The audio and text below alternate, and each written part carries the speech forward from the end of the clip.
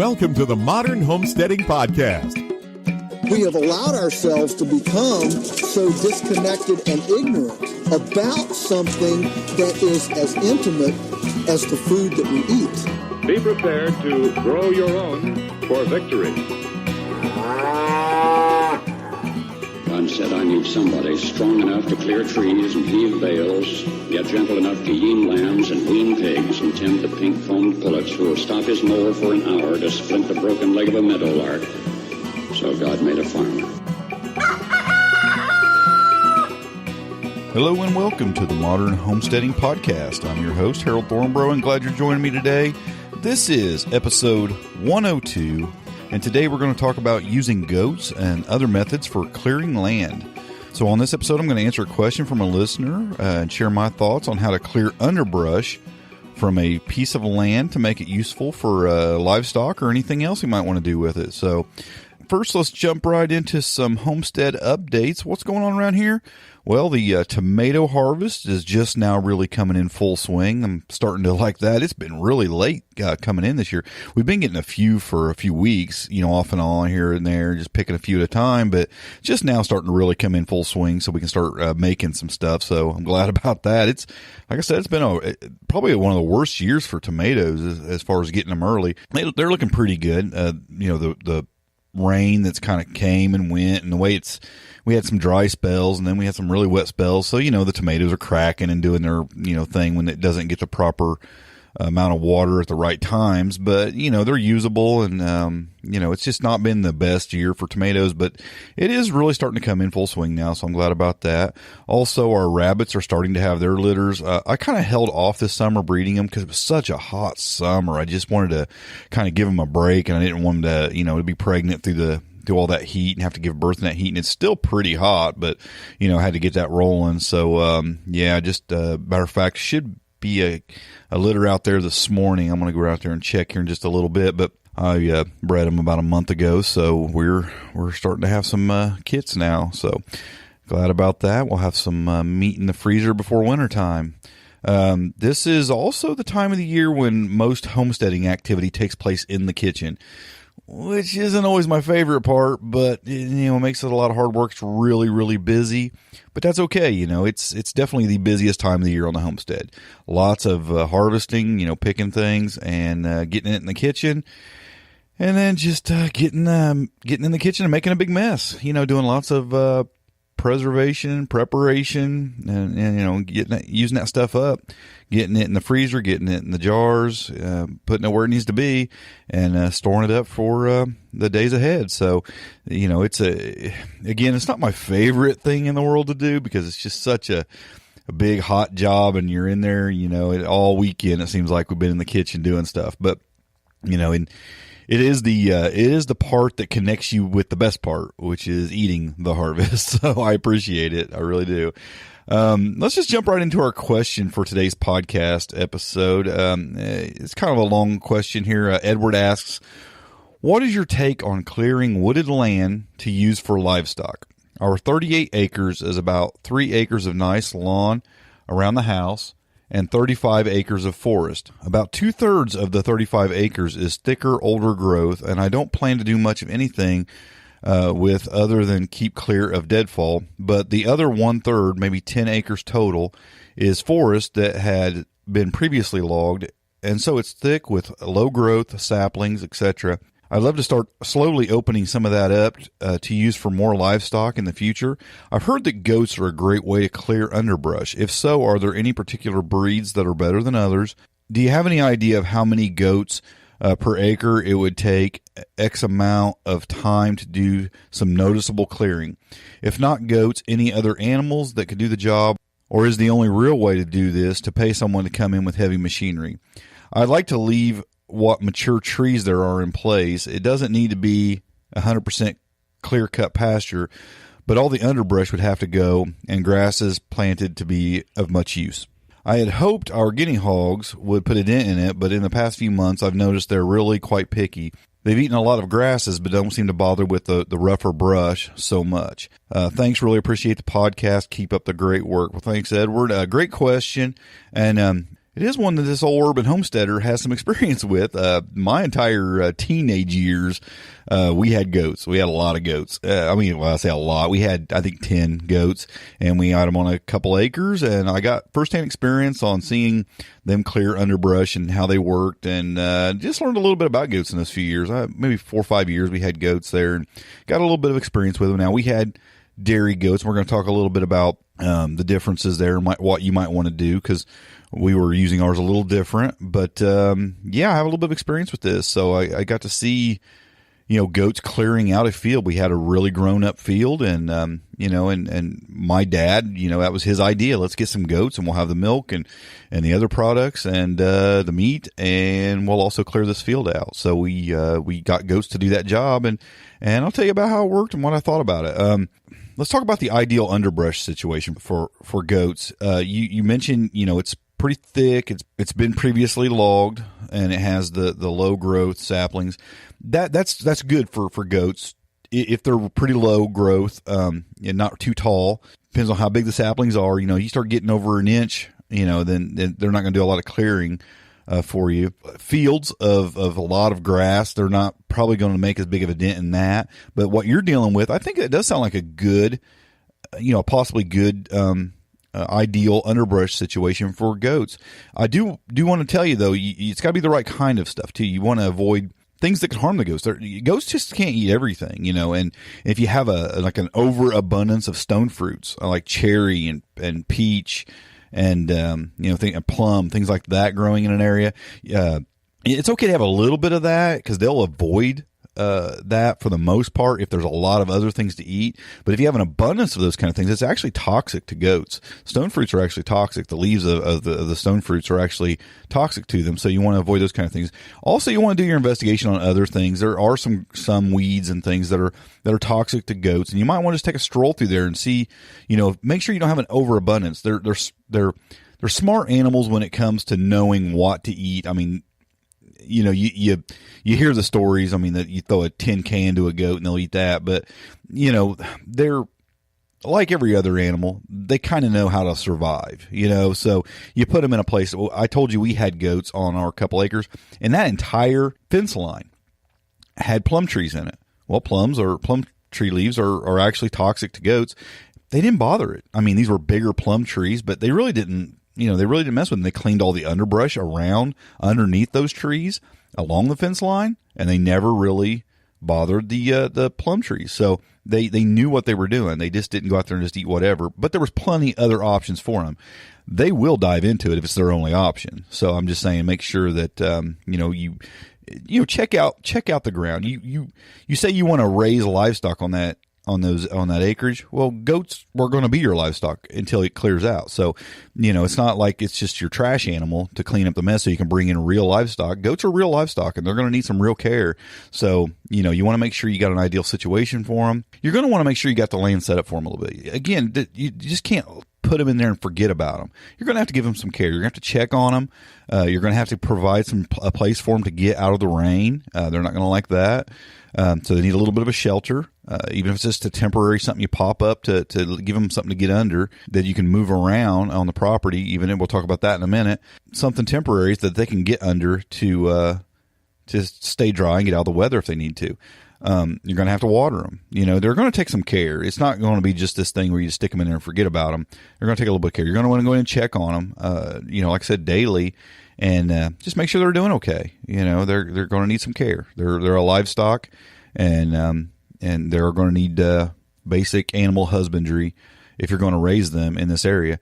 Let's talk about first the benefits of using goats to clear underbrush. Obviously, it's a great idea. They do a good job. You're not going to have the soil compaction issues and the mess issues of bringing in heavy machinery. You're not going to have the toxicity issues of bringing in poisons to kill things. You're actually going to be doing good to the land by bringing in the fertilizer. They're going to be eating and pooping, and they're going to be, we're going to be fixing up your land. Actually, they're going to be doing some great benefits to it.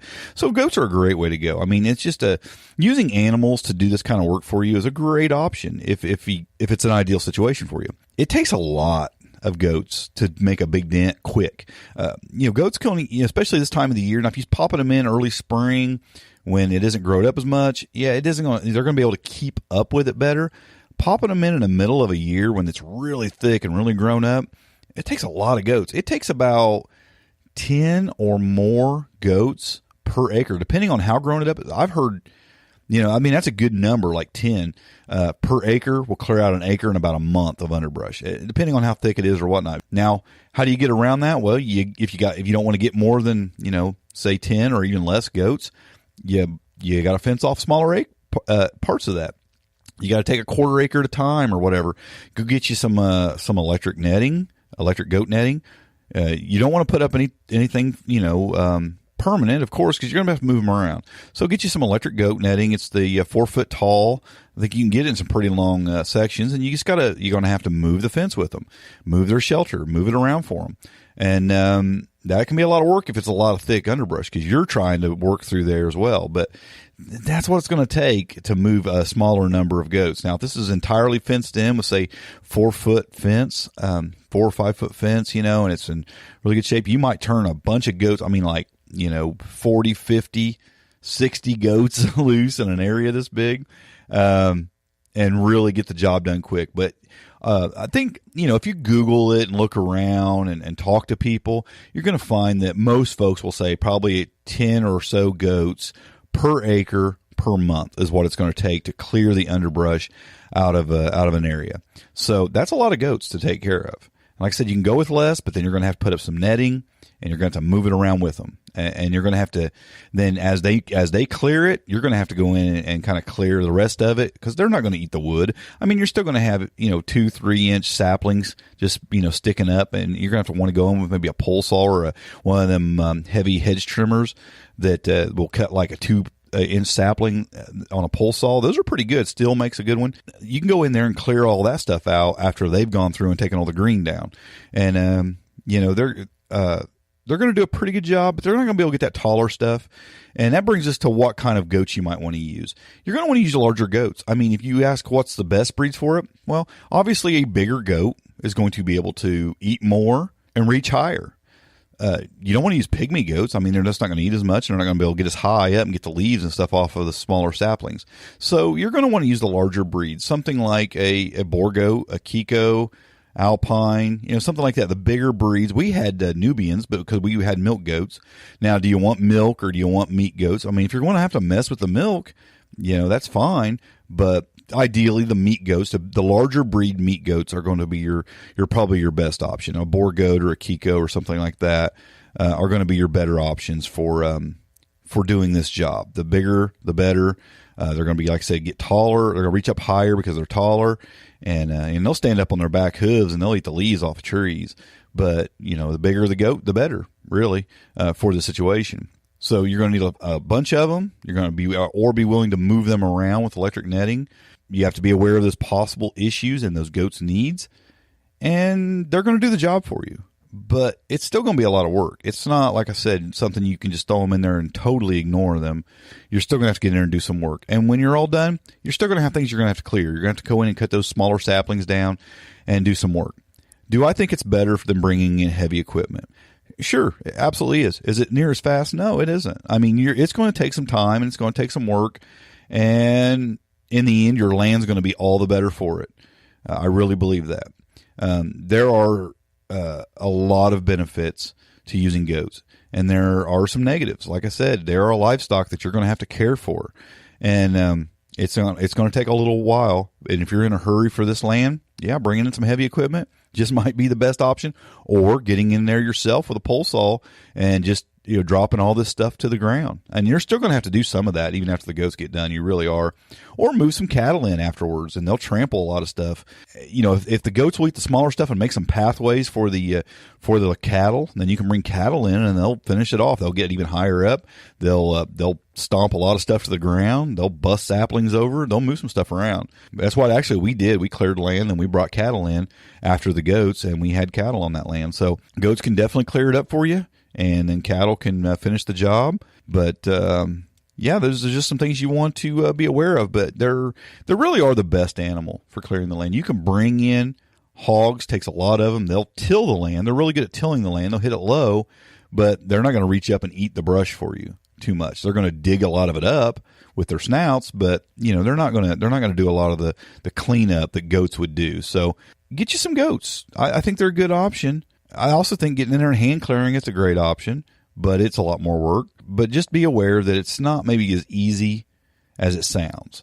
They are going to take some work. And, if you don't want to buy the goats, I believe it or not, you can actually rent goats. I kind of looked up, the availability of goats all over the country, and there are a lot of places. You might want to research that in your area and see if you just want to rent some goats. I probably wouldn't, because you're talking about a pretty large number, so it's probably going to be pretty expensive to rent goats. Might be cheaper just to buy them in the long run, because as many as you're going to need for this job. But you might want to look into it. It might be just easier to have someone come in, bring the goats in, bring the electric netting in, because I've seen that service a lot. They'll bring some goats in. They'll bring in 3, 4, 5 goats, however many you need. They'll bring the electric netting in so they can be moved around. They'll bring in everything the goats need, and then you just pay. You basically rent the goats from them while you move them around your property. And maybe even that service removes them around your property for you to clean out the area. And you can actually rent a goat. I thought that's pretty fascinating. So you might want to research that a little bit for your area. That might be an option in your area. There might be some farmers who are renting out goats. So, just another option there you might want to look into. So I think that answers the question. 10 goats or more per acre, bigger goats, and they're definitely your best option for clearing out that land. Other animals are going to do it, but nothing's going to do it better than a goat. So there you go, Edward. Thanks for the question. Great question. I think a lot of people probably wonder about that, and I think it's a great option for clearing out some land. Recommendations: if you're going to go with some meat goats, I recommend, if you don't know a lot about goats, I recommend getting Story's Guide to Raising Meat Goats. It's a great book with a lot of information about caring for goats, and if you've never done it before, like I said, it's not an animal. It's not just a trash animal you can throw in there and just forget about. They do take some care, so get you a good book like Story's Guide to Raising Meat Goats. On that, they also have one for dairy goats if you wanted to go down that aisle. I did want to mention that if you're using dairy goats, something you got to be aware of is they've got these large udders that hang down, and if this area you're talking about has a lot of thorny underbrush, I would avoid the dairy goats, because their udders can actually get hung up on thorny bushes and stuff, and it can actually tear their bags there. So if you got a lot of thorny or pokey, pointy underbrush, don't get dairy goats. Don't use dairy goats for that, and you're going to have to put more work into them and milk them and things like that. So just be aware of that too. I'd probably go with the meat goats in that situation. But yeah, get you a good book on it. I'll also put a link in for some goat netting. It's the 4-foot, 164-foot long goat netting. I'll put a link for that. Take a good look at what you might need for and the costs of that for putting your goats on that land and moving them around, so you can check that out. Today on the Homestead Life segment, I want to talk about something that's better in my life because of homesteading, and that's snapping green beans. We've been picking and processing a bunch lately, and every time me and my wife sit down to snap some green beans, it always brings back memories of doing that as a kid. It was literally a family event when I was a kid. We would just gather up on the front porch. We'd all have our paper bag full of beans. We used to use those old, you remember the grocery stores used to give you those big brown paper sacks, and each one of us we'd have several of those, and we'd grab one and bring it over, and we'd have our bowl, and we'd just start snapping green beans, and we'd destring them and snap them and drop them in the bowl, and we'd just do bunches of them at a time, and we'd process, hundreds of jars of green beans all at once, and we just sat around as a family, and we do this, and all the kids were involved, grandma and the grandparents and the parents and everybody, and we'd sit around and we'd snap green beans, and we'd tell stories, we'd have conversations, and it was just this family event that was a lot of fun. And every time I sit down to do this now, it just takes me back to that, and it's just something that I'd gotten away from and forgotten for many years when I wasn't homesteading, and now that we're homesteading again, every time there's just this nostalgia about it that just brings me back to those days of sitting around. And even with grandma, there was times we didn't do that many, even when it wasn't a big family event. We just go help grandma snap a few bags of green beans or whatever. And it's just to think back on that it's a lot of fun. and a lot of nostalgia. And it makes me regret a few things too, that I didn't raise my kids that way. You know, my kids grew up and we weren't homesteading when my kids were being raised. And so I missed that. But we got grandkids now, and getting them involved in that is something that as they grow up, we're definitely going to be putting them to work snapping green beans. So when they grow up, they may have the same thoughts and memories that I have. It's a great thing to remember the legacy that your grandparents and parents left you in something as simple as sitting around as a family doing a chore like that. So get out there and snap those green beans and develop some memories in your family and enjoy the homestead life, because it truly is a better life. If you want to submit a question for the podcast, you can send your questions to ask@smalltownhomestead.com or call or text in your questions to our voicemail at 765-203-1949 and submit as many questions as you want, as often as you like. We always appreciate getting the questions. This podcast is made possible by those who join our Homestead Forum membership community. You can learn more about the benefits of membership at thehomesteadforum.com. Go check that out, or just head on over to smalltownhomestead.com and click the links there, and you can get all the information about being a member, how to join, the benefits of it, and come be a part of things over there. We got a great forum there. We got a lot of great things going on in the membership community, and I'd love you to be a part of it and even support this podcast by doing it. So go check that out. That's all I'll say about that. The show notes for this episode can be found at smalltownhomestead.com/102. I appreciate you joining me today, folks. And until next time, happy homesteading and God bless. Thanks for listening. To see the show notes for this podcast or listen to other podcast episodes, go to smalltownhomestead.com. There you can also read our blog, connect with us on Facebook, Twitter, and Google+, and take advantage of the many resources we make available to help you along in your homesteading journey. Please share this podcast and help us to carry out our mission of helping others to homestead today for a better tomorrow.